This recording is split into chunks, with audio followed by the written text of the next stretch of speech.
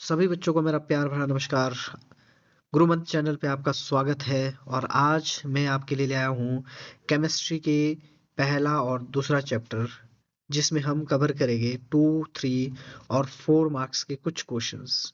ज़्यादातर इस चैप्टर से 2 और 3 मार्क्स के क्वेश्चंस बनते हैं आपके लिए और 1 मार्क्स के क्वेश्चंस बनते हैं। तो 1 मार्क्स वाली वीडियो मैं ऑलरेडी ही आपके लिए ले आ चुका हूँ।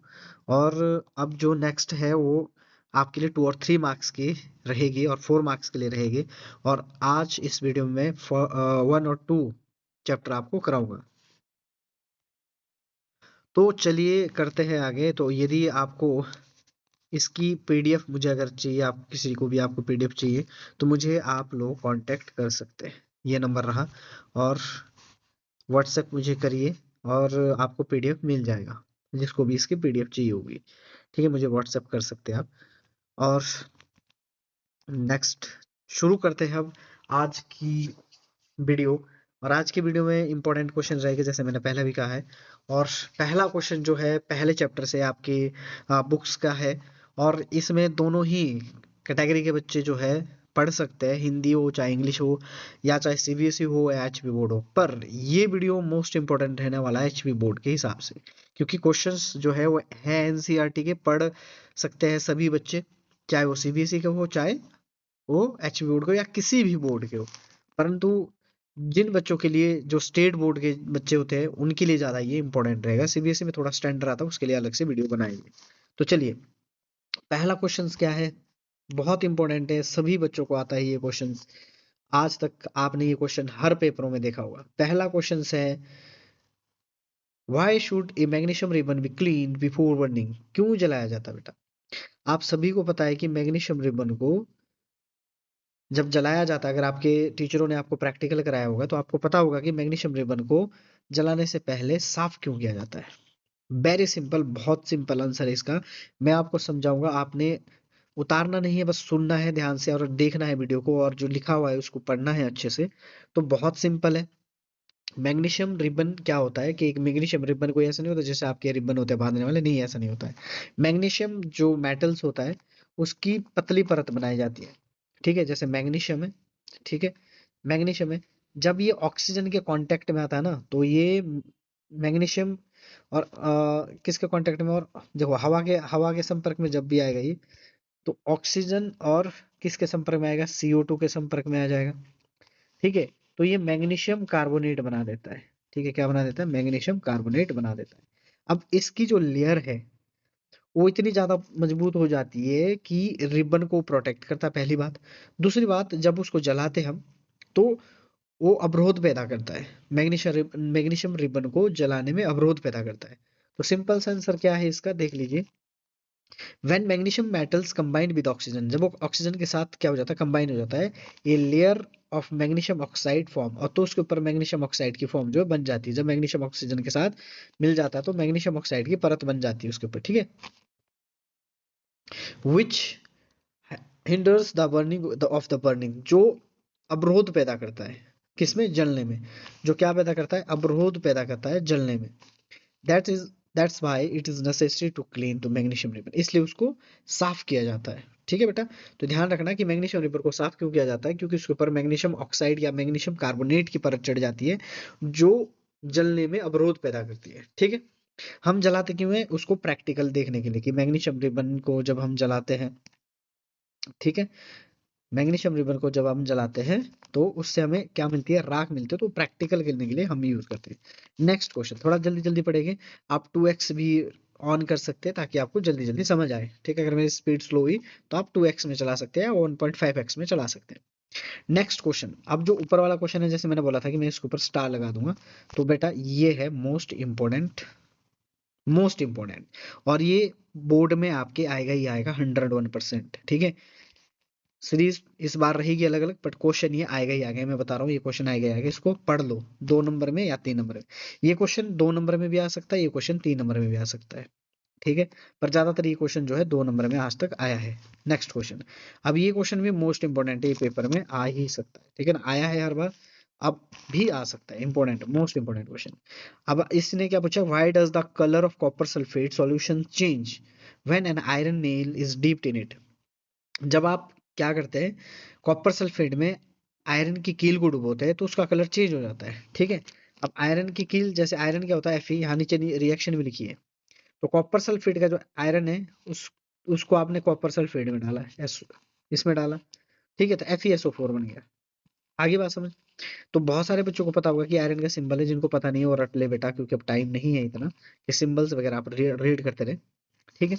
तो जब भी हम तांबे के सल्फेट तांबे के सल्फेट के विलयन में लोहे की कील डुबोने से उसका रंग क्यों बदल जाता है, तो रंग इसलिए बदल जाता है क्योंकि जो सल्फेट है वो डिस्प्लेस हो जाता है। उसको कौन डिस्प्लेस करता है, आयरन डिस्प्लेस करता है, ठीक है ना। जिसकी वजह से उसका रंग जो है चेंज हो जाता है। कॉपर सल्फेट का रंग नीला होता है, और जब आयरन सल्फेट बन जाता है तो वो ब्राउन कलर का हो जाता है, भूरे रंग का हो जाता है, ठीक है, या रेड ब्राउन बोल सकते हैं आप, ठीक है ना। तो लिखा हुआ है because iron is more reactive than copper, ठीक है। डिस्प्लेस कौन कर सकता है, जो विस्थापित कौन कर सकता है, जो ज्यादा रिएक्टिव होगा वही डिस्प्लेस कर सकता है। तो यहाँ भी ये लिखा है कि because iron is more reactive than copper, iron displace copper from the copper sulphate solution and iron nail is dipped in. जब उसको क्या डुबोता है, कॉपर आयरन की कील डुबोते हैं कॉपर सॉल्यूशन में, तो वो अलग हो जाता है। क्यों हो जाता है अलग, क्योंकि जो आयरन है वो ज्यादा रिएक्टिव होता है, किससे, कॉपर से। ये लिखा है क्योंकि लोहा तांबे से अधिक क्रियाशील होता है। लोहा क्या है, तांबे से अधिक क्रियाशील होता है, ठीक है। और जब लोहे की कील को कॉपर सल्फेट के विलयन में डुबोया जाता है तो लोहा तांबे को विस्थापित कर देता है। परिणाम स्वरूप कॉपर सल्फेट के विलयन का रंग जो है वो बदल जाता है, ठीक है। ये विशेष ध्यान रखना। अब देखिए आयरन इसमें क्या है बेटा, आयरन है शेर, वो डरता नहीं है। अब ये है गिद्दड़ कॉपर सल्फेट। आप बोलेगा भाई मैं, तू हट जा, ये मुझे चाहिए तेरा राज्य। यहाँ सल्फेट क्या है, राज्य। तो कॉपर सल्फेट को बेटा ये अलग कर देता है, तो ये आयरन सल्फेट जीत लेता है, कॉपर को खदेड़ देता है बाहर, चल बेटा निकल जा, ठीक है ना। इसको हम क्या बोलते हैं, विस्थापन अभिक्रिया भी कहते हैं, ठीक है। नेक्स्ट, ये क्वेश्चन भी मोस्ट इंपॉर्टेंट है, कई बार पेपर में आया, पर मैं ये नहीं बोलता कि इस बार भी आएगा। आ सकता है, 90% इसके चांस है। वैसे जितने मैंने क्वेश्चन लाए 30 क्वेश्चन है बेटा, 30 के 30 मोस्ट इंपॉर्टेंट क्वेश्चन है, ठीक है। नेक्स्ट क्वेश्चन है कि what is balanced chemical equation. Balanced chemical equation क्या है, why should a chemical equation B balanced, क्यों होनी चाहिए एक इक्वेशन जो है बैलेंस्ड क्यों होनी चाहिए। संतुलित रासायनिक अभिक्रिया क्या है, रासायनिक समीकरण को संतुलित क्यों किया जाता है, ठीक है। तो हिंदी और इंग्लिश में जैसे मैंने कहा कि दोनों में आपने बस समझना है, लिखा हुआ आपको मिल जाएगा। जैसा कि मैंने बोला कि अगर आपको पीडीएफ चाहिए होगी तो आप ऊपर क्वेश्चंस जो ऊपर मैंने नंबर दिया है व्हाट्सएप, मुझे आप व्हाट्सएप कर सकते हो, मैं आपको पीडीएफ पर्सनली सेंड कर दूंगा। When the number of distinct atom on a reactant and product sides of the equation is equal, आप इसको ठीक है, ध्यान से समझिए आप इसको कि क्या बोला जा रहा है। अब इसने क्या बोला, इसने बोला कि अगर रिएक्टेंट क्या होता है, जैसे ये Fe मैंने लिख लिया, CuSO4, ठीक है, give rise to iron sulphate बना लिया प्लस कॉपर बना लिया, ठीक है। आपने इक्वेशन बैलेंस करना सीखी होगी, ठीक है। अब यहाँ आयरन कितने हैं, एक, यहाँ कितना है, एक। कॉपर यहाँ कितना है, एक, यहाँ कितना है, एक। सल्फर यहाँ कितना है, एक, यहाँ कितना है, एक। ऑक्सीजन ये कितने, चार, यहाँ कितने, चार।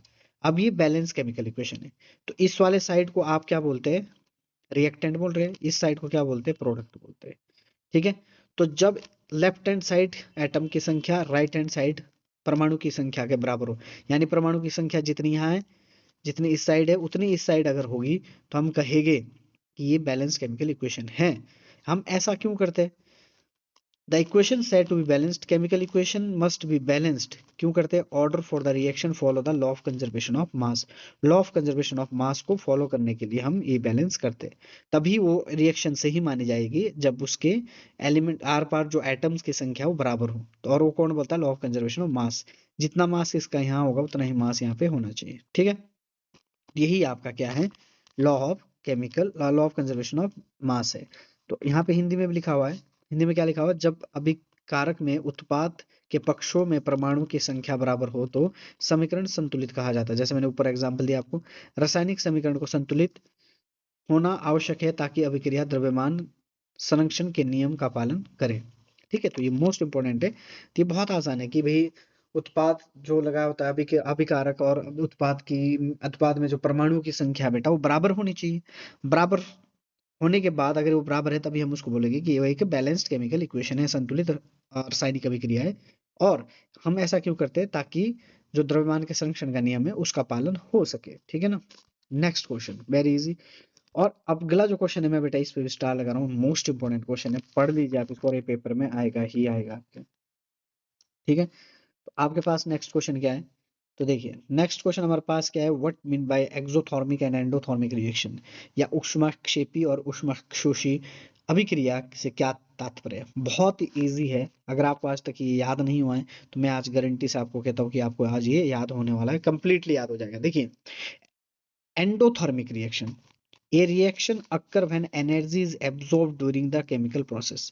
जब भी केमिकल प्रोसेस हो रहा है, ठीक है, जब भी क्या हो रहा है, केमिकल प्रोसेस हो रहा है, यहाँ भी देख लीजिए, हिंदी में भी देख लीजिए साथ साथ, वह अभिक्रिया जिसमें अभिकारक अभिक्रिया के दौरान ऊष्मा के रूप में ऊर्जा अवशोषित होती है, यानी ऊष्मा देनी पड़ती है। ये आप कह सकते हैं कि एंड से मतलब बाहर से ऊष्मा को देना पड़ेगा अभिक्रिया को चलाने के लिए।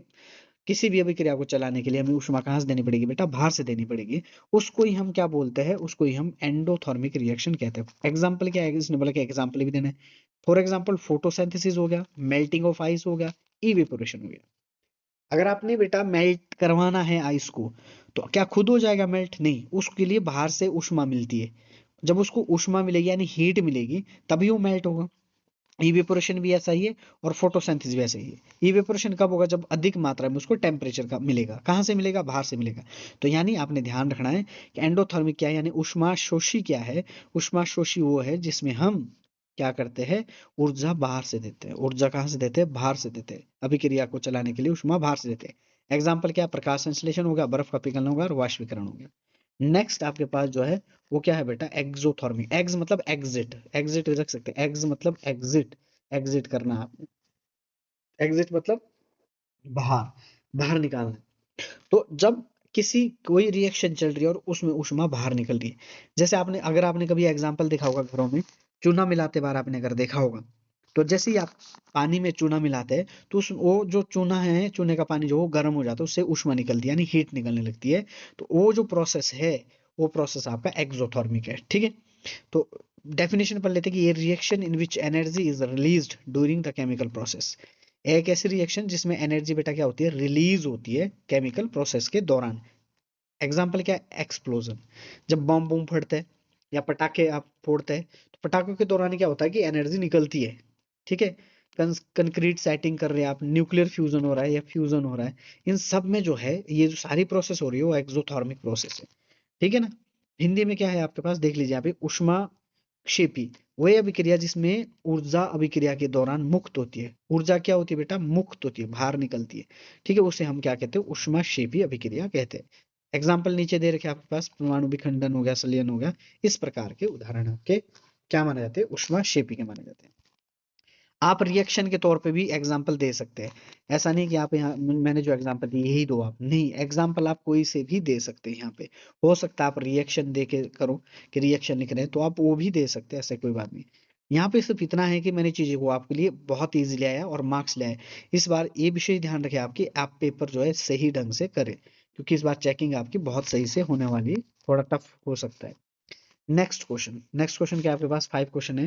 What is the difference between displacement and double displacement reaction, right the, आपने इसको लिखना है, रिलेवेंट इक्वेशंस लिखनी है आपके लिए। आपने डिस्प्लेसमेंट रिएक्शन के बारे में बताना है और डबल डिस्प्लेसमेंट रिएक्शन के बारे में बताना है। अगर डबल डिस्प्लेसमेंट रिएक्शन क्या होती है, देखो मैंने यहाँ पे दो दो पॉइंट लिखे, आप इसको इस तरह से भी लिख सकते हैं, इस तरह से यहाँ पे डिस्प्लेसमेंट लिख लिया, यहाँ डबल डिस्प्लेसमेंट लिख सकते हैं आप। इस तरह पे आप बना सकते हैं, मैंने इस तरह से बनाया, तो आप देख लेना, अगर आपने इस तरह से लिखना होगा, चाहे आपने आर पार लिख के ना होगा, उस तरह से आप कर सकते हैं।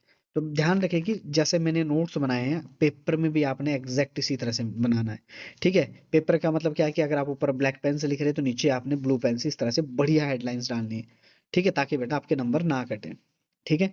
तो देखिए क्या है आपके पास, क्या है बेटा, डिस्प्लेसमेंट रिएक्शन क्या होती है। Displacement reaction, A reaction in which more reactive substance displace A less reactive substance. जो एक मोस्ट रिएक्टिव होता है, ज्यादा रिएक्टिव होगा, नहीं ज्यादा पावरफुल वाला एलिमेंट होगा, वो लेस रिएक्टिव एलिमेंट को क्या कर देगा, हटा देगा, ठीक है ना। जैसे यहाँ मैग्नीशियम HCl और मैग्नीशियम क्लोराइड बना दिया, हाइड्रोजन अलग कर दिया। तो मैग्नीशियम के पास क्या है, ज्यादा पावर है हाइड्रोजन से, इसलिए उसने क्लोरीन को अपने साथ मिला दिया और हाइड्रोजन को अलग कर दिया। ठीक है। और दूसरी बात क्या है कि इन displacement reaction only one displacement occurs. इसमें क्या होता है, एक ही एलिमेंट डिस्प्लेस होता है, वन एलिमेंट जो है वो डिस्प्लेस होगा, एक ही अणु या आप एटम्स बोल सकते हैं, वो क्या होगा बेटा, डिस्प्लेस होगा। हिंदी में पढ़ लीजिए, देखिए हिंदी में क्या मतलब है, विस्थापन अभिक्रिया वो अभिक्रिया जिसमें अधिक क्रियाशील पदार्थ अपने लवण विलयन से कम क्रियाशील पदार्थ को विस्थापित करता है। यानी जो कम क्रियाशील होगा, ठीक है, वो क्या हो जाएगा बेटा, विस्थापित हो जाएगा। और वो विस्थापित कौन करेगा, जिसके पास अधिक अभिक्रियाशील होगी। ठीक है ना। तो ये इसकी एग्जाम्पल हो गया, उदाहरण हो गया। नेक्स्ट क्वेश्चन क्या, नेक्स्ट क्या है हमारे पास, डबल डिस्प्लेसमेंट। डबल डिस्प्लेसमेंट क्या होता है, reaction in which there is a mutual exchanges, यानी दो आपस में ही वो आदान प्रदान करेंगे, आयंस का आदान प्रदान करेंगे, कि भाई तू मुझे दे दे, मैं तेरे को देता हूँ। ठीक है। मतलब आपने पैसे दिए और अगले आगे से आपने बिस्किट ले लिया, ये वाला सीन हो जाएगा इसमें। ठीक है ना। तो एग्जाम्पल आप देख सकते हैं। ठीक है ना। जैसे यहाँ पे दे रखा है एग्जाम्पल आपके पास, जैसे के वी आर है, के वी आर, टू के वी आर, ये बैलेंस करने के लिए लगाएंगे, प्लस बी आई टू। ठीक है।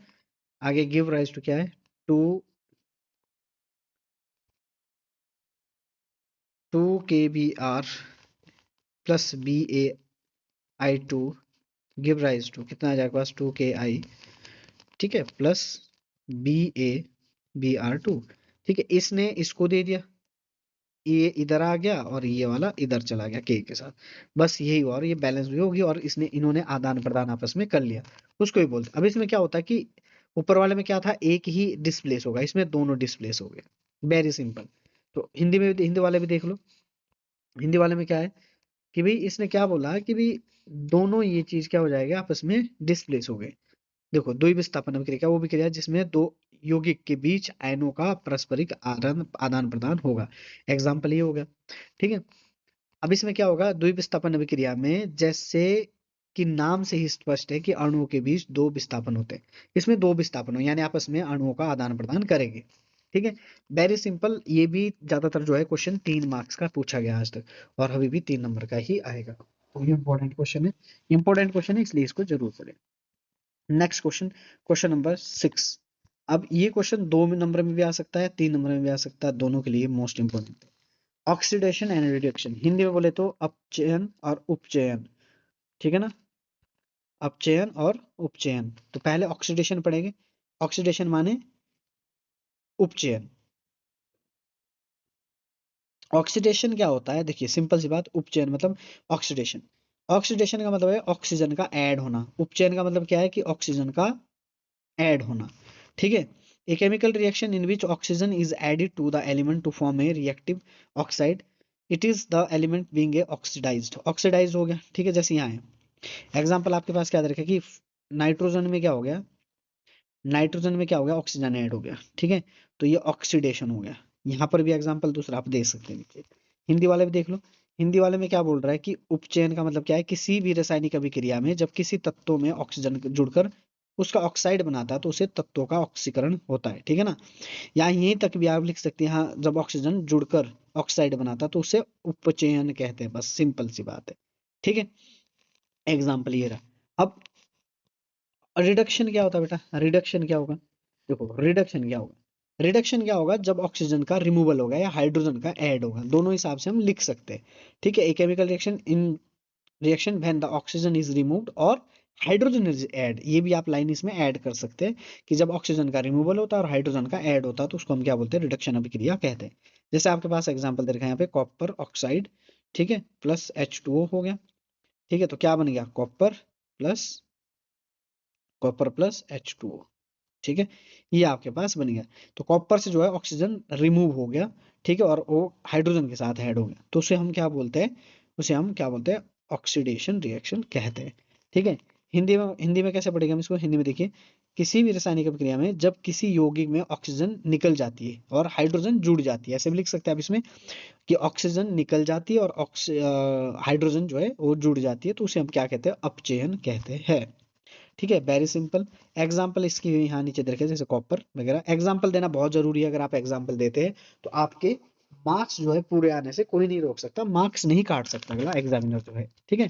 नेक्स्ट क्वेश्चन क्या है बेटा, a shiny brown coloured element है आपके पास X on heating in the air becomes a black in colour, name the elements of black coloured. अब देखिए मोस्ट इंपॉर्टेंट क्वेश्चन बेटा, ये भले ही बहुत कम आया पेपर में, मुझे लगता है कि इस बार ये पेपर में आने वाला है, इसलिए मैंने यहाँ पे इसको ऐड कर लिया है।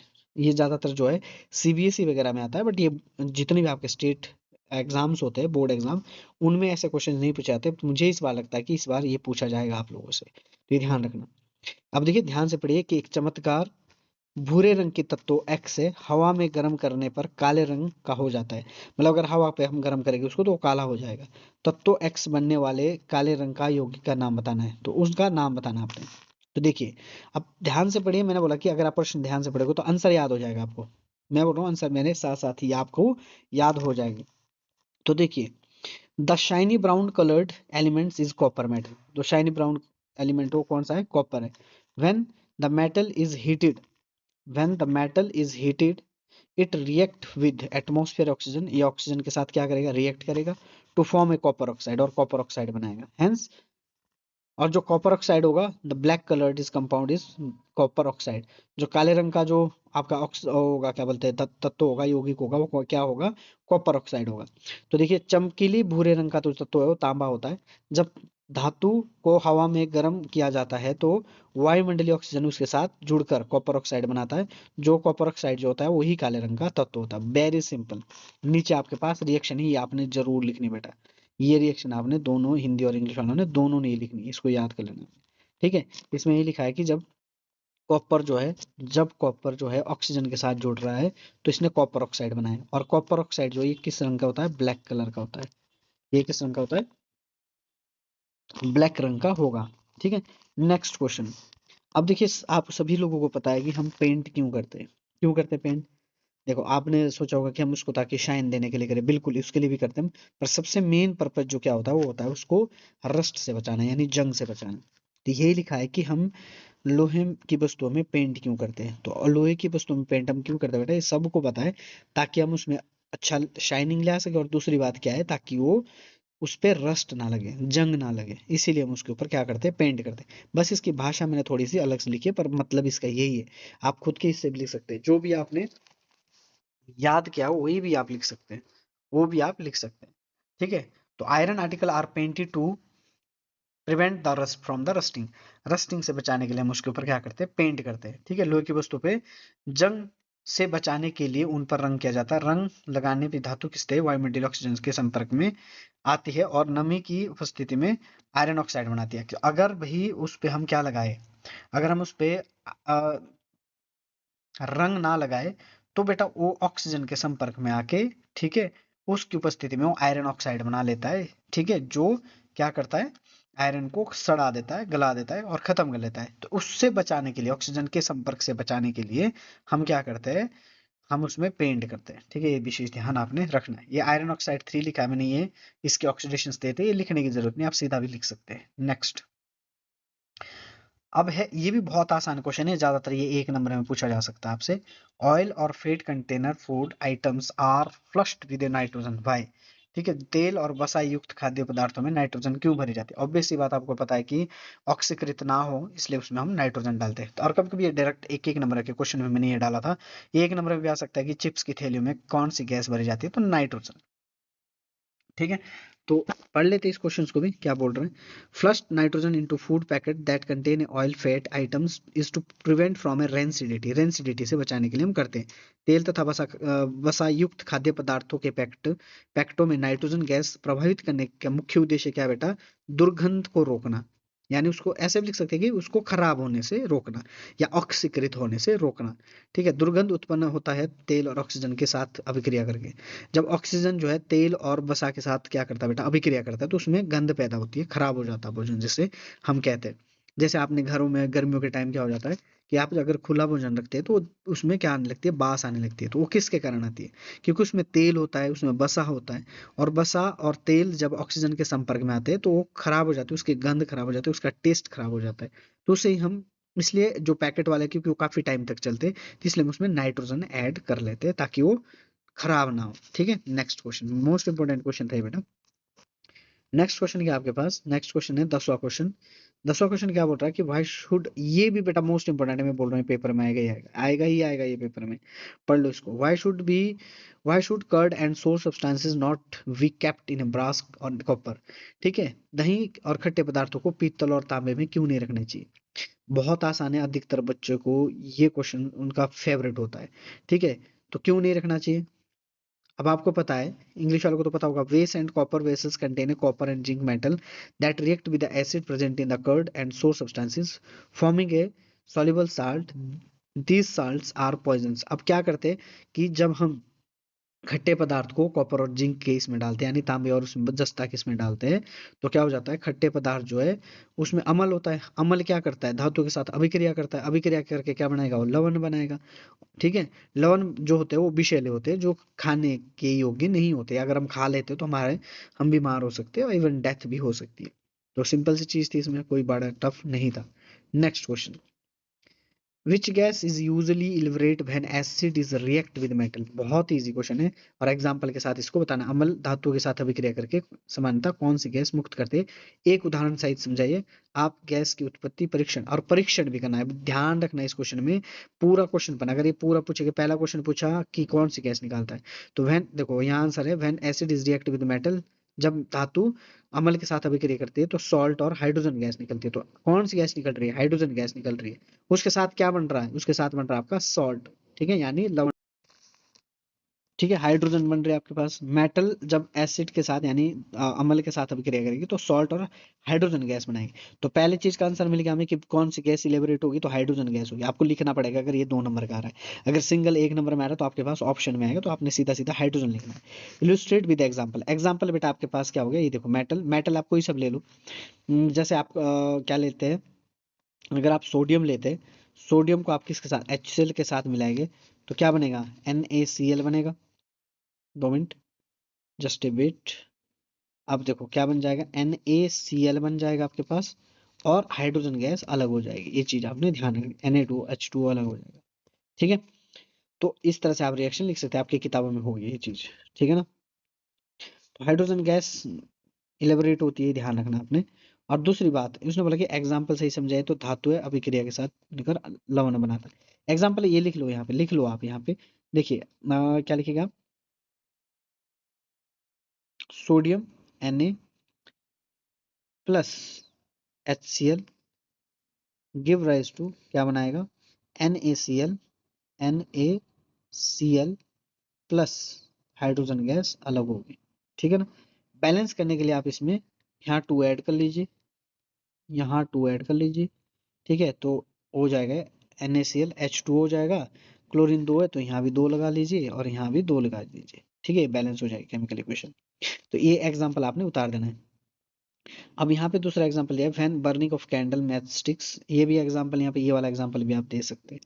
अब इसने ये बोला कि भाई उसका एक परीक्षण कैसे करेगा, परीक्षण कैसे करेगा, ये इंपॉर्टेंट है। अधिकतर लोग यहीं तक छोड़ देते हैं इसको, और फिर बोलते हैं कि मैंने पूरा लिखा था बट नंबर नहीं मिले। तो आगे भी देखिए ना, आप क्या बोला, how will you test for the presence of gas, कैसे प्रेजेंस ऑफ गैस करेगी।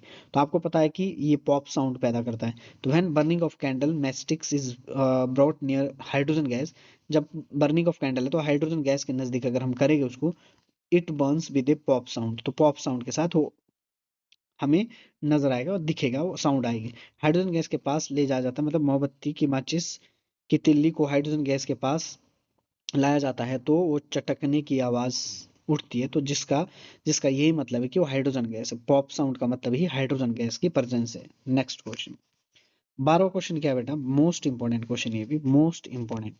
Why does aqua solution does solution of acid conduct electricity, अम्ल का जलीय विलयन विद्युत का संचालन क्यों करता है। देखिए, आपके इसमें ये क्वेश्चन बड़ा हो सकता है, जहां से भी आप याद करें, जो भी सोर्स है आपके पास याद करने का, वहां आपके पास बड़ा, अगर आपको वो क्वेश्चन याद है, ये वाला क्वेश्चन आपको याद है, तो यहाँ से करने की जरूरत नहीं है। अगर ये 2 मार्क्स का था तो मैंने यहाँ पे थोड़ा सिंपल वे में लिखा, तो ये करने की, याद करने की जरूरत नहीं है। बस मैं आपको समझाने की बात करूंगा यहाँ पे। अगर आपको ऑलरेडी याद है तो आप वहीं का लिख सकते हैं, अगर किसी को याद नहीं है तो ये याद कर ले, उसके लिए ये सही है। अब क्या होता है कि बेटा ये बोल रहा है कि जो अम्लीय विलयन होता है वो हाइड्रो उसका विद्युत का चालन क्यों करता है, बेटा उसमें आयंस होते हैं। ठीक है। आयंस क्या होते हैं, विद्युत का चालन करने में सहायक करते हैं। ठीक है, वही आयंस जो है जिम्मेदार होते हैं किसके लिए, इलेक्ट्रिसिटी को कंडक्ट करने के लिए, विद्युत को कंडक्ट करने के लिए, ठीक है, संचालन करने के लिए। तो यही चीज लिखी है कि acid dissociate in aqua solution to form a ions. ठीक है, जो एसिड होते हैं वो विलयन में विघटित हो जाते हैं। ठीक है, और ये ion these ions are responsible for the conduct of electricity. और यही आयन जो है किसके लिए उत्तरदायी होते हैं, संचालन के लिए होते हैं। बस सिंपल चीज समझिए, अगर आपने कहीं से भी जिस रिसोर्स से भी याद किया है, अगर आपको याद है ये क्वेश्चन, तो ये याद करने की जरूरत नहीं है, आप वही वाला आंसर लिखिए जो आपने याद किया। Next question, how is the concentration of hydronium ions H3O positive affect when solution of N acid is dilute. अब देखिए, ये वाला जो प्रश्न है ये बहुत कम आज तक पेपर में है, बट अब आ सकता है, क्योंकि अब आपके पास जो क्वेश्चन है वो सिमिलर ही रहेगा हर सीरीज में। तो क्वेश्चन क्या है कि सोडियम हाइड्रोक्साइड के विलयन में अतिरिक्त क्षार घोलने पर हाइड्रोक्साइड आयन OH नेगेटिव की सांद्रता पर क्या प्रभाव पड़ेगा। तो देखिए, ये दो प्रकार के क्वेश्चन है, अब दोनों को ध्यान से आपने देखना है। When acid is added to the water, there will be fixed amount of hydrogen present। जब आप किसको मिलाते हैं, हाइड्रोजन को मिलाते हैं, ठीक है। अच्छा, आपने एक चीज ध्यान रखनी है कि यहाँ पे जो है ये चीज शार्क नहीं है, यहाँ पे अम्ल है।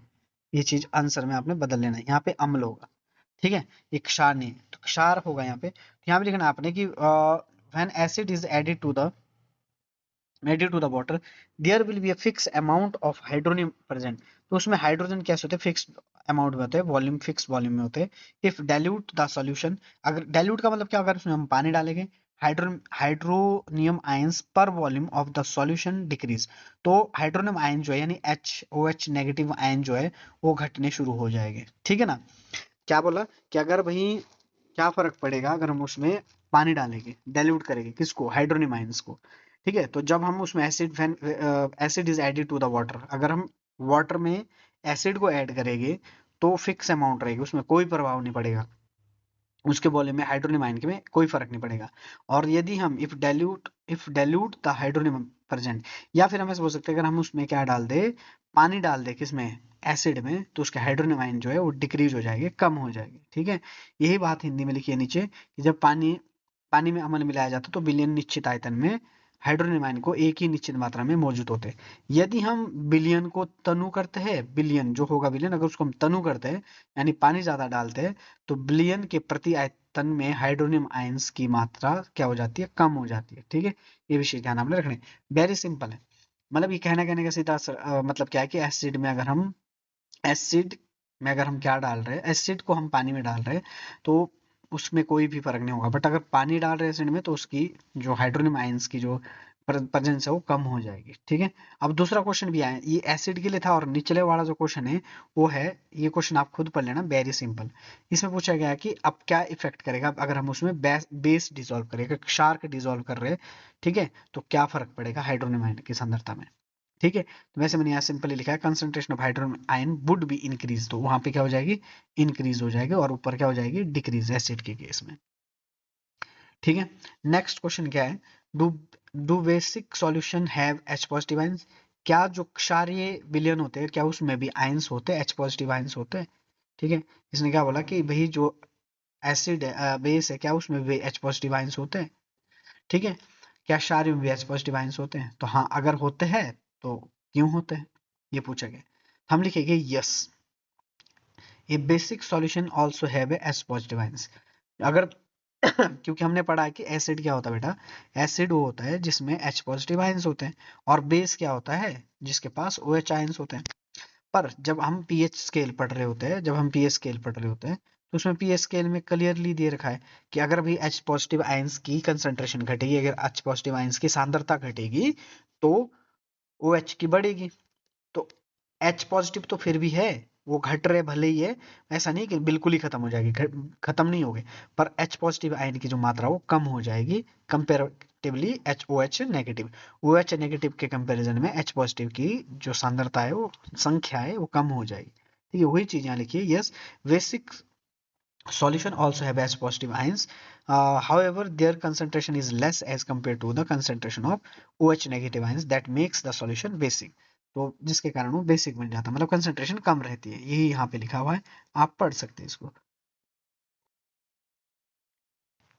नेक्स्ट क्वेश्चन, ये मोस्ट इंपॉर्टेंट क्वेश्चन, मैं स्टार लगा रहा हूँ इसमें पहले, ये पेपर में आना ही आना है, पेपर में आना ही आना है। Why does distilled water not conduct electricity whereas rain water? अगर एक डिस्टिल्ड वाटर है यानी आसूत जल है, वो विद्युत का संचालन नहीं करता है, जबकि वर्षा जल करता है। तो बेटा सिंपल सी बात यहाँ है कि अगर जो भी इलेक्ट्रिसिटी को कंडक्ट कर रहा है यानी उसमें आयंस है, ठीक है, और जो नहीं कर रहा है उसमें आयंस नहीं है, तो distilled water have a pure form of water. जो डिस्टिल्ड वाटर होता है वो पानी की शुद्ध रूप होता है। It does not contain any ionic species, उसमें कोई भी आयनिक स्पीशीज नहीं होती है, इसलिए therefore it does not conduct electricity, इसलिए वो इलेक्ट्रिसिटी को कंडक्ट नहीं करते। रेन वाटर बीइंग से इम्प्योर, रेन वाटर कैसा होता है? अशुद्ध होता है। कंटेन मेनी आयनिक स्पीशीज, जिसमें बहुत सारे आयनिक स्पीशीज होती है, इसलिए वो इलेक्ट्रिसिटी को कंडक्ट कर सकता है, ठीक है। हिंदी में देख सकते हैं आप, आसुत जल का शुद्ध रूप है। आसुत जल जो है वो जल का कैसा रूप है? शुद्ध रूप है। और इसमें कोई आयनिक प्रजाति नहीं होती, आयनिक सॉल्यूशन नहीं पाए जाते, आयनिक चीज नहीं पाई जाती, इसलिए विद्युत का संचालन नहीं करता है। वर्षा जल में क्या होता है? वर्षा जल जो होता है अशुद्ध रूप होता है जल का, जिसमें बहुत सारे आयनिक प्रजातियां पाई जाती है, इसलिए विद्युत का क्या करते हैं? संचालन करते हैं, ठीक है। नेक्स्ट, वेरी सिंपल, बहुत आसान क्वेश्चन है, आप इजीली कर लोगे, आप साथ साथ पढ़ते रहिए। और फिर जो पीडीएफ है, या तो आप इसको प्रिंट करवा लीजिए या साथ साथ आप इनको लिख भी सकते हैं नोट्स बना के। Next question, why does why do acid not show acidic behaviour in the absence of water? ये भी आपका पक्का ही आएगा बेटा क्वेश्चन, या 2 नंबर का या 3 नंबर का। पानी की अनुपस्थिति में अम्लीय व्यवहार नहीं क्यों नहीं करता? देखिए बेटा, सबसे पहले बात ये समझ लीजिए कि जो अमल है ना, वो एक मछली है। क्या है? मछली जल की रानी है, ठीक है। एक क्या है? फिश है। ये मान लीजिए कि ये एक फिश है, ठीक है। और फिश के लिए सबसे ज्यादा इंपॉर्टेंट क्या होता है? वाटर। फिश के लिए सबसे ज्यादा इंपॉर्टेंट क्या होता है? वाटर। अगर वाटर नहीं है तो अमल नहीं है, मतलब अमल वो दिखाएगा ही नहीं, शो ही नहीं करेगा, यानी मछली नहीं होगी। बिन पानी मछली नहीं होगी, ठीक है। इसी प्रकार से बिन पानी जो है अम्लता नहीं दिखाएगा। तो मेन चीज क्या, अगर एसिडिक बिहेवियर हमारे को चाहिए तो हमें पानी चाहिए ही चाहिए पड़ेगा। The acidic behaviour of acid is because of presence of hydrogen ion. Hydrogen ion के यानी H पॉजिटिव आयन की वजह से ही हमें एसिडिक करेक्टर का पता चलता है। Hydrogen ion can only B produce in presence of water. और H पॉजिटिव आयंस कब कब शो होंगे? जब वाटर होगा। तो मैंने बोला ना कि जो H हाइड्रो एसिड है ना, ठीक है, वो आपके पास मछली है, और बिन पानी मछली नहीं हो सकती। तो वाटर नहीं होगा तो H पॉजिटिव आयंस नहीं होगा। अगर H पॉजिटिव आयंस नहीं होंगे तो क्या नहीं होगा बेटा? एसिड भी नहीं शो करेगा, भले ही वो एसिड है बट शो नहीं होगा, मतलब उसमें मछली जो है होगी ही नहीं, पानी में मछली दिखाएगा ही नहीं, ठीक है ना। अगर रेगिस्तान होगा, रेगिस्तान में मछली हो सकती है? नहीं हो सकती, तो ध्यान रखना। अम्ल अम्लों के अम्लीय व्यवहार हाइड्रोजन आयन की उपस्थिति के कारण होता है। हाइड्रोजन आयन केवल जल की उपस्थिति में ही उत्पन्न हो सकते हैं, इसलिए जो अम्ल को है अपना अम्लीय व्यवहार प्रदर्शन करने के लिए किसकी आवश्यकता होती है बेटा? जल की आवश्यकता होती है। वेरी सिंपल, बहुत आसान है। Next question, fresh milk has a pH 6। जो फ्रेश मिल्क है उसके पीएच कितने होता है? 6। अब देखो 1 नंबर में भी ये क्वेश्चन बन रहा है, आपसे क्वेश्चन पूछा जा सकता है कि फ्रेश मिल्क का पीएच वैल्यू कितना होता है। तो पीएच वैल्यू कितना फ्रेश मिल्क का कितना होता है? 6 होता है। ये आपके लिए आसान क्वेश्चन बन गया, 1 नंबर का क्वेश्चन भी यहाँ बन गया, ठीक है। How do you think the pH will change as it turns into curd? तो आपको क्या लगता है कि उसका पीएच कैसा होगा, मतलब परिवर्तन आएगा, क्या परिवर्तन आएगा उसके पीएच में? क्या परिवर्तन आएगा उसके पीएच में जब वो दही में बदल जाएगा? एक्सप्लेन योर आंसर, अपने व्याख्या दीजिए, अपनी व्याख्या देनी है आपने। तो इसमें भी वेरी सिंपल है बेटा, देखो अगर आप ताजा दूध ले रहे हैं तो उसका पीएच मान 6 होता है, और जब आप उसको दही बनाते हैं तो फिर दही कैसी हो जाती है? खट्टी। और जो खट्टी चीज है उसका पीएच मान कितना होता है? उसका जो पीएच मान होता है वो 7 से कम होता है। 7 पे कैसा होता है? तो आपने पीएच स्केल अगर आपने पढ़ी होगी, तो यहाँ पे 7 होता है, ये न्यूट्रल होता है। न्यूट्रल मतलब उदासीन होता है। इस साइड आपका कम होता है, इस साइड आपका ज्यादा होता है। तो इस साइड आपका एसिड होगा और इस साइड आपका बेस होगा, ये आपने पढ़ा हुआ है, ठीक है। तो 7 से कम हो जाएगा। तो ये तो पता चल गया कि दूध का पीएच मान 6 होता है, दही बनाने पर पीएच का मान कम हो जाएगा, यानी कम हो जाएगा इस साइड, 7 से कम होगा, 7 से कम होगा तो अम्ल होगा, क्योंकि दही अम्लीय होती है। इससे मौजूद अम्ल पीएच का मान कम कर देता है, पीएच ही उसका मान क्या कर देता है? कम कर लेता है। इंग्लिश वाले आप खुद पढ़ सकते हो ऊपर, बहुत ईजी है। नेक्स्ट क्वेश्चन है बेटा, right an equation two show the reaction between plaster of Paris of water. ये 2 नंबर में बहुत बार क्वेश्चन आए हैं, तो आपने सब जस्ट इसमें क्या पूछा इसने कि रिएक्शन लिखनी है, the chemical reaction equation of the reaction of plaster of Paris and water के बीच। ठीक है, तो ये प्लास्टर ऑफ पेरिस है, CaSO4 half H2O plus three and half यानी 3/2 H2O give rise to CaSO4 और 2H2। सिंपल रिएक्शन है, आप कर सकते हैं, सीधा सीधा आप याद भी कर सकते हैं। नेक्स्ट है अगला question, plaster of Paris should be stored in A moisture proof container. बेटा ये मैं बता रहा हूँ आपको, ये क्वेश्चन भी 101% आने वाला है, 3 नंबर का क्वेश्चन आएगा ये, 3 नंबर का क्वेश्चन आएगा ये, याद कर लो इसको, 100% आने वाला है क्वेश्चन। अगर आपको जो क्वेश्चन पहले से याद है तो वही याद करके आप प्रैक्टिस कर सकते हैं, और जिनको याद नहीं है वो यहाँ से पढ़ सकते हैं। Plaster of Paris react with moisture to form a gypsum and set to a hard mass. अब प्लास्टर ऑफ पेरिस जो है अगर वो मॉइस्चर के साथ क्या कर जाएगा, जुड़ जाएगा तो जिप्सम बनाएगा और सेट हो जाएगा हार्ड मास में। देयरफॉर मतलब स्ट्रॉन्ग बन जाएगा, हार्ड बन जाएगा। जैसे प्लस्तर होता है आपके बाजू में, जब टूटी हो किसी की बाजू तो उसमें जो प्लस्तर हो जाता है वो हार्ड हो जाता है, उसी तरह से बन जाएगा। It should be stored in A moisture proof, तो ऐसे में रखा जाता है जहाँ पे नमी ना है। प्लास्टर ऑफ पेरिस एक नमी के साथ अभिक्रिया करके जिप्सम बनाता है और एक ठोस पिंड में जम जाता है, इसलिए इसे नमी रोधी इसमें रखा जाता है। ठीक है ना, आप इसमें रिएक्शन भी लिख सकते हैं, क्या लिख सकते हैं, रिएक्शन ऐड कर सकते हैं आप इसमें, आपने रिएक्शन लिखनी होगी तो आप रिएक्शन ऐड कर सकते हैं इसमें। ठीक है, तो और भी अच्छा रहेगा, अगर आप रिएक्शन ऐड करोगे तो और भी अच्छा रहेगा, मैंने ऐड नहीं किया तो आप ऐड कर लेना इसमें। नेक्स्ट है, milk man add a very small amount of baking soda in fresh milk. ठीक है ना, तो अब ये क्वेश्चन बेटा जो दोनों क्वेश्चन है ये बहुत कम आए हैं पेपर में, बट अब की बार ये 3 नंबर में आ सकते हैं। ठीक है, इस चीज का विशेष ध्यान आपने रखना है। अब इसमें 2 क्वेश्चन है कि milkman add very small amount of a baking soda to a fresh milk. तो अब इसने बोला why does the shift a pH fresh milk from 6 light to alkaline. Alkaline हो गया वो, मतलब वो एल्कलाइन का मतलब क्या है कि वो क्षारीय होने लगेगा। Why does the milk take a long time to set a curd, तो वो सेट होने के लिए, दही बनने के लिए, यानी वो एसिड बनने के लिए टाइम क्यों लेगा। अब 2 प्रश्न इसमें आते हैं और इंपॉर्टेंट है, और मैंने बोला कि ये 3 नंबर में आ सकता है। तो देखिए आंसर क्या है इसका, बहुत सिंपल है, ए और बी में लिखा। पहले का आंसर क्या है, देखिए milkman shift the pH of the fresh milk from 6 light to the alkaline, यानी 6 लाइटली अल्कलाइन का मतलब क्या है कि 6 से वो कम ज्यादा बढ़ा रहा है, मतलब बढ़ा रहा हो, जिसकी वजह से अगर बढ़ाएगा तो किसकी साइड जाएगा, वो बेस की साइड जाएगा, यानी अल्कलाइन होता जाएगा, वो क्षारीय होता जाएगा। Because alkaline conditions milk does not set curd easily. अब ऐसा क्यों कर रहा हो, ताकि वो जो है, जो दूध है वो आसानी से क्या नहीं बन जाए, कड़ ना हो जाए, फट ना जाए। ठीक है ना, ये भी सही ध्यान रखना, ताकि वो दही ना बन पाए जल्दी जल्दी। दूध वाला कारण क्या है, ताजे दूध को पीएच मान थोड़ी क्षारीय हो जाता है, क्योंकि क्षारीय अवस्था में दूध आसानी से दही नहीं बनता, इसलिए जो आपके पैकेट वाला दूध जो होता है तो उसका पीएच मान जो 6 से ज्यादा होता है थोड़ा सा, जिसकी वजह से वो आसानी से दही में कन्वर्ट नहीं होता, वो काफी टाइम तक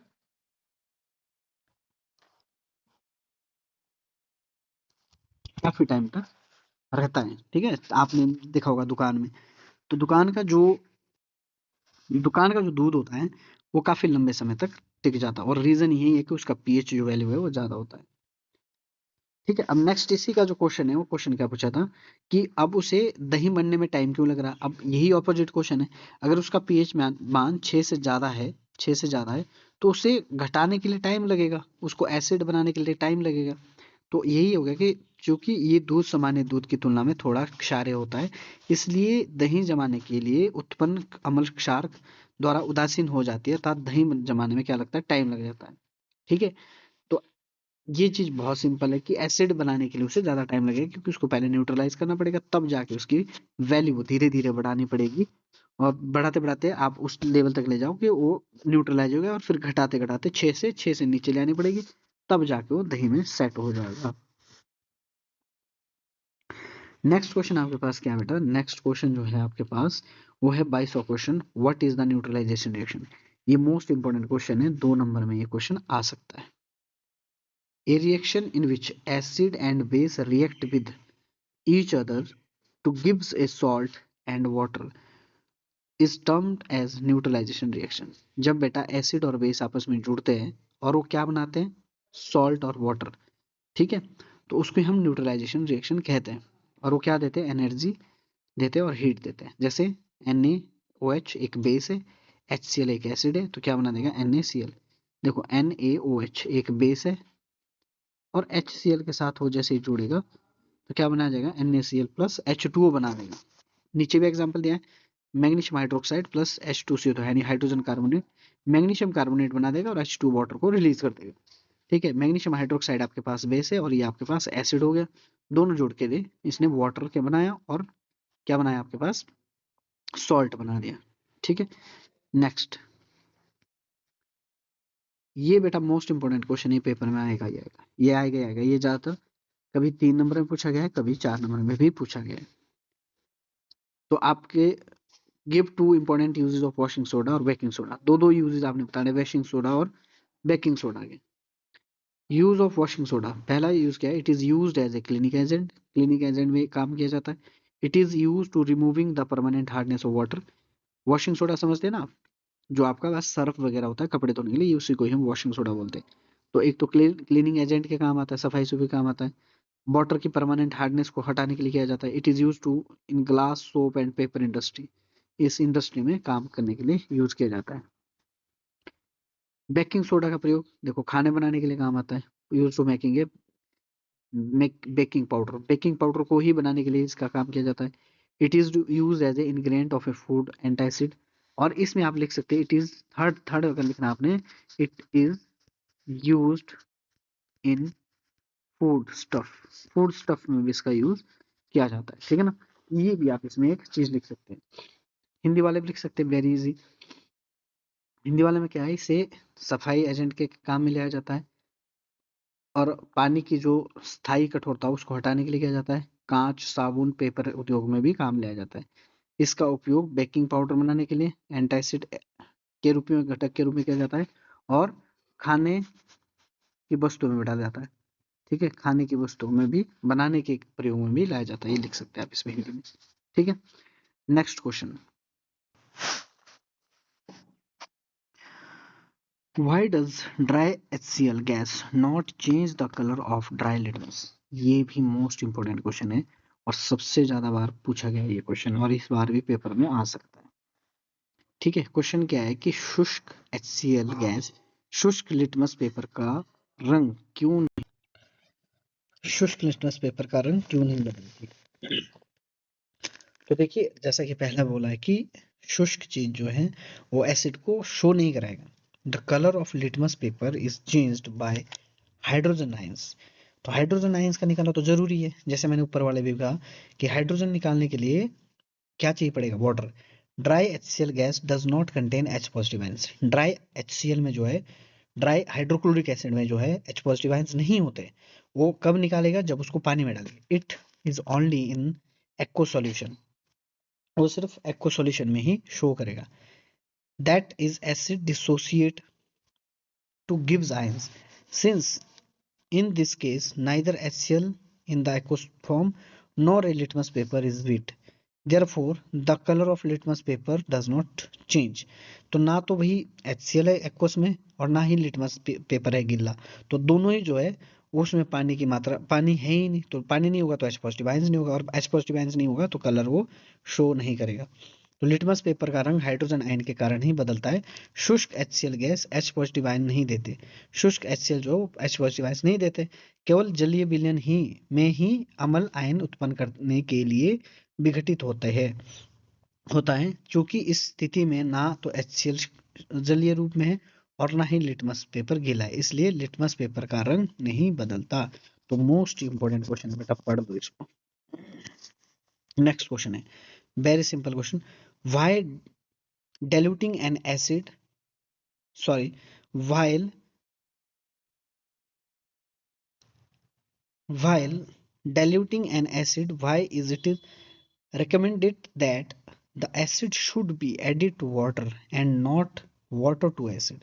जब हम क्या करते हैं डाइल्यूटिंग करते हैं, जब हम तनु करते हैं किसी भी अम्ल को, तो ये सलाह क्यों दी जाती है कि भाई दी जाती है कि अम्ल को पानी में मिलाया जाए ना कि पानी को अम्ल में। मोस्ट इंपोर्टेंट क्वेश्चन है बेटा ये, मोस्ट इंपोर्टेंट क्वेश्चन। ठीक है, क्यों नहीं करना चाहिए, देखिए पढ़िए पहले ध्यान से क्या बोला, while diluting N acid it is recommended that the acid should be added water and not water to the acid,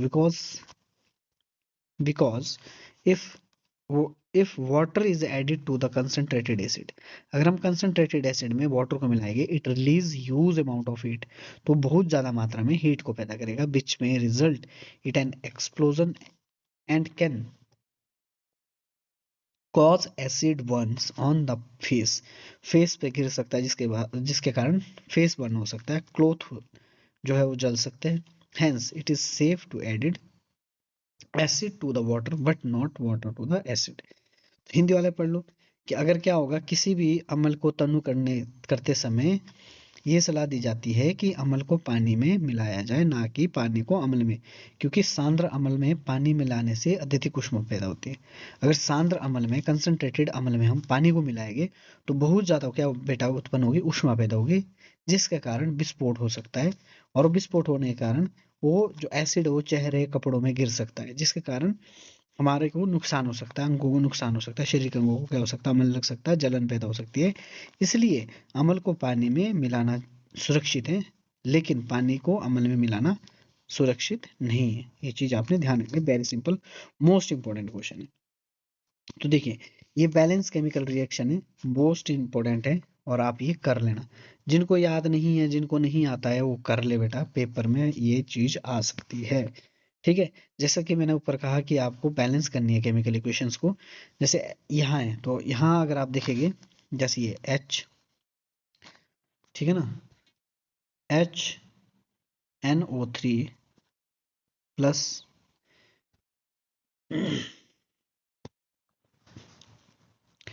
तो यहाँ देखेंगे, अगर इस पोर्शन में देखेंगे बेटा, तो हाइड्रोजन देखिए, यहाँ कितने एलिमेंट्स इस रिएक्शन में, देखिए इस रिएक्शन में हाइड्रोजन है, देखिए हाइड्रोजन है, ठीक है, नाइट्रोजन है, ऑक्सीजन है, कैल्शियम है, इतने ही एलिमेंट है। अगर हम रिएक्टेंट की बात करें, तो रिएक्टेंट में हमारे पास बेटा हाइड्रोजन कितने, तो हाइड्रोजन देखिए एक यहाँ पर है, इस वाले में है, और दो इस वाले में है, दो रे कितने हो गए, तीन। और नाइट्रोजन कितने, नाइट्रोजन एक है। ऑक्सीजन कितने हो गए, दो यहाँ, तीन यहाँ हो गए, और दो यहाँ पे हो गए, तीन और दो कितने हो गए, पांच। ठीक है, और उसी तरह से कैल्शियम कितना है, एक है। अब हमें ध्यान रखना है कि हमें इन्हें बैलेंस करना है, यही चीज करना है कि बैलेंस करना है। बैलेंस कैसे करें, अब यहाँ हमने देखना है कि सबसे पहले जिसकी अमाउंट सबसे कम है उसको सबसे पहले देखिए। तो देखो, जो बैलेंस है उसको आप हम फिलहाल के लिए छोड़ दीजिए, जो कम है उसको देखना है। यहाँ देखिए, हमारे पास यहाँ बेटा कैल्शियम कितना, एक है, यहाँ भी कितना, एक है, यहाँ कैल्शियम, यहाँ कैल्शियम कितना है, एक। अगर आप ध्यान से देखेंगे तो हमारे पास क्या है कि HNO3 plus CaOH twice give rise to calcium NO3 twice plus H2। तो देखिए, नाइट्रोजन यहाँ कितना है, एक है, सॉरी हाइड्रोजन यहाँ कितना है, एक है, और इस साइड अगर हम देखेंगे तो कैल्शियम दो रे कितना हुआ बेटा, तीन हुआ, देखो दो यहाँ पर भी है। ठीक है, यहाँ थोड़ा लिखने में समस्या हो रही है, HNO3, इसे समझाने के लिए थोड़ा बहुत टाइम लगेगा। ठीक है, तो कैल्शियम नाइट्रोजन नाइट्रल ऐसा हो गया, और इसे H2 हो गया। तो हाइड्रोजन देखना हमने, हाइड्रोजन यहाँ कितने, एक, और यहाँ कितने, दो, दो रे कितने में, तीन, और यहाँ हाइड्रोजन कितने हैं, दो ही है। अब इसको कराने के लिए हमें क्या करना पड़ेगा, यहाँ दो मल्टीप्लाई कर दो, यहाँ हमने दो मल्टीप्लाई करा, यहाँ समझ लो, फिर दो यहाँ जितना मल्टीप्लाई यहाँ किया उतना यहाँ मल्टीप्लाई कर दो। ठीक है, अब देखो दो यहाँ हो गए, दो हो गए, दो दो चार, दो दूनी चार, यहाँ बैलेंस हो गए। बस हमें इतना ही करना है, अगर आपको ये रिएक्शन रटनी है तो रट लीजिए, बस हमने सब हाइड्रोजन एक, हाइड्रोजन हमारा एक हाइड्रोजन बैलेंस होने पर सारी चीज बैलेंस हो रही है। उसी तरह से देखिए सोडियम, यहाँ देखिए नेक्स्ट इक्वेशन में, इस इक्वेशन में देखिए सोडियम हाइड्रोक्साइड सल्फ्यूरिक एसिड है। अब देखिए, यहाँ सोडियम कितने, एक है, यहाँ कितने हैं, दो, तो दो मल्टीप्लाई कर दीजिए, यहाँ दो मल्टीप्लाई कर दीजिए, हो गया बैलेंस, देखो टू हो गया, हाइड्रोजन ऑक्सीजन दो हो गया। तो ये सारी चीज, और लास्ट में आपने दो लगा देना, क्यों, क्योंकि हाइड्रोजन दो हो जाएंगे, दो और दो चार हो जाएंगे, तो हमने भी यहाँ दो और दो चार कर देने। तो बस यहाँ, क्योंकि इस साइड कितने हो जाएंगे, चार हो जाएंगे, तो इस साइड भी आपने क्या कर देने, चार कर देने, बैलेंस हो जाएगा। इस तरह से आपने केमिकल इक्वेशन जो है बैलेंस अच्छे से कर लेनी है, या इनको पढ़ लीजिए क्योंकि एनसीईआरटी से आपके पास क्वेश्चंस बनने वाले हैं। Next question, what is the difference between double displacement reaction and displacement reaction? विस्थापन अभिक्रिया और द्विविस्थापन अभिक्रिया में क्या अंतर है, ये आपने समझाना है, ठीक है ना। तो देखिए ध्यान से देखना, मैंने इसमें इसको भी पॉइंट में लिखा है, कई जगह क्या है कि आपके लेंथ में, तो मैंने इसको सिंपल वे में लिखा ताकि आप इजीली याद कर सको। डिस्प्लेसमेंट रिएक्शन क्या है? One, when A more reactive substance displace, ये ऊपर में हमने डेफिनेशन पढ़ी है कि एक जो रिएक्टिव सब्सटेंस है वो दूसरे को क्या करेगा, डिस्प्लेस करेगा, उसको ही हम क्या बोलते हैं, डिस्प्लेसमेंट रिएक्शन कहते हैं। Displacement reaction only a single displacement take place, displacement reaction में एक ही डिस्प्लेसमेंट होता है, जैसे हमने ऊपर भी पढ़ा था। और एग्जाम्पल के लिए आपका तीसरा पॉइंट ये हो गया। डबल डिस्प्लेसमेंट रिएक्शन क्या होता है, इसमें आयन एक्सचेंज होते हैं, ठीक है। और इसमें डबल डिस्प्लेसमेंट, इसमें क्या होता है, डबल डिस्प्लेसमेंट हो रहा होता है, ये भी हमने चीज ऊपर पढ़ी है, शायद ये डबल रिपीट हो गया, ठीक है ना। और एग्जाम्पल आपके पास ये वाला हो गया, ठीक है। हिंदी में भी सेम चीज यही है, अब हमने ये चीज ऊपर पढ़ी है। नेक्स्ट क्वेश्चन, ये इंपॉर्टेंट क्वेश्चन है बेटा, पेपर में बहुत बार आया है। Why decomposition reaction called a opposite of a combination reaction? Right an equation for a decomposition reaction. अपघटन अपक्रिया को संयोजन अभिक्रिया का विपरीत क्यों कहा जाता है? अपघटन अपक्रिया का समीकरण लिखिए। तो क्यों कहा जाता है, तो वेरी सिंपल, आपके पास ये लिखा हुआ है कि the decomposition process is defined as the splitting of a bigger molecules into a two और मोर सिंपलर सब्सटेंस। डिकम्पोज क्या है कि एक बड़ा सब्सटेंस जो है टूट के बन जाता है, अलग अलग इसमें टुकड़ों में बट जाता है। वेयर एज कॉम्बिनेशन रिएक्शन क्या है, वो टुकड़ों में बटी हुई चीजों को जोड़ देता है, ठीक है। टुकड़ों में बटी हुई चीजों को क्या कर देता है, जोड़ देता है। जैसे फॉर एग्जाम्पल, जैसे आप किसको मिलाएंगे, जैसे ZnO है, ठीक है, और किसको जोड़ेंगे, CO2 को जोड़ेंगे, तो वापसी क्या बन जाएगा बेटा, ZnCO3 बन जाएगा वापसी, ठीक है, ये बन जाएगा। तो इसको हम क्या बोलेंगे, इसको बोलेंगे हम कॉम्बिनेशन रिएक्शन, तो ऑपोजिट ही हुआ।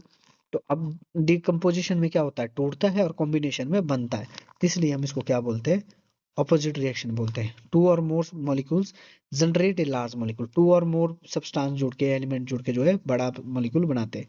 This is actually clarify how decomposition process differ from the combination. और यही चीज पता चलाती है, इससे पता चलता है हमें कि ये किस प्रकार से अलग है, एक तोड़ता है और दूसरा जोड़ता है। यही चीज इसमें इन्होंने दे रखी है कि अपघटन प्रक्रिया में बड़े अणुओं दो या दो से अधिक टुकड़े अणुओं के टूटने से के रूप में परिभाषित किया जाता है, जबकि संयोजन अभिक्रिया को दो या दो से अधिक अणुओं की अभिक्रिया द्वारा एक बड़ा अणु बनाने के रूप में परिभाषित किया जाता है। इससे ये स्पष्ट हो जाता है कि अपघटन अभिक्रिया संयोजन अभिक्रिया की किस प्रकार भिन्न है, चूंकि वातावरण से प्राप्त ऊष्मा या ऊष्मा प्रेरित ऊष्मा बड़े अणुओं के बंधों को तोड़ देती है, इसलिए अपघटन क्रिया विधि आमतौर पर ऊष्माशोषी होती है। और अपघटन अपक्रिया के कुछ उदाहरण ये रहे आपके, ठीक है ना। ये भी बहुत आसान है चीजें। तो डिकम्पोजिशन क्या होता है, तोड़ना, और कॉम्बिनेशन क्या होता है, जोड़ना, ठीक है। तो इसलिए एक दूसरे के बिल्कुल ऑपोजिट है। Next question, most important question है बेटा, ये भी पेपर में कई बार आया है, और 3 नंबर में आएंगे क्वेश्चन, आए जितने भी इसके बाद के क्वेश्चन है 2 नंबर में नहीं आएंगे, सीधे आपको 3 मार्क्स से क्वेश्चन बनेंगे। नेक्स्ट क्वेश्चन क्या है कि श्वसन को ऊष्माक्षेपी अभिक्रिया क्यों कहा जाता है? ऊष्माक्षेपी हमने पढ़ा है कि ऊष्माक्षेपी क्या है कि जब ऊष्मा निकलती है, ठीक है। एक्सोथर्मिक क्या होता है, जिस रिएक्शन में ऊर्जा निकल रही होती है, ऊर्जा बाहर निकल रही होती है। तो जब भी हम सांस ले रहे बेटा, तो उसमें, या हम चल रहे हैं, फिर रहे हैं, तो उसमें ऊष्मा क्या हो रही है, खत्म हो रही है, रिलीज हो रही है बाहर की ओर। इसलिए हम रेस्पिरेशन को एक्सोथर्मिक रिएक्शन कहते हैं, या ऊष्माक्षेपी कहते हैं किसको, श्वसन को।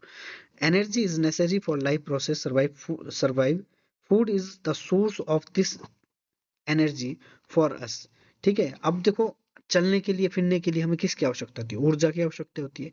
और ऊर्जा हमें कहाँ से मिलती है, फूड से मिलती है। ड्यूरिंग द डाइजेशन प्रोसेस, जब डाइजेशन प्रोसेस होता है, food molecules are broken down, तो फूड टूटता है into the simpler molecules as a glucose. When these material interact with oxygen found a body cells, carbon dioxide, water and little quantity of energy is produced। तो उससे क्या होता है, जैसे ये कार्बोहाइड्रेट टूटता है तो हमारे को क्या मिलता है, एनर्जी मिलती है, कार्बन डाइऑक्साइड मिलता है, वाटर मिलता है, ठीक है। As energy is use sustain our body's temperature take the from heat.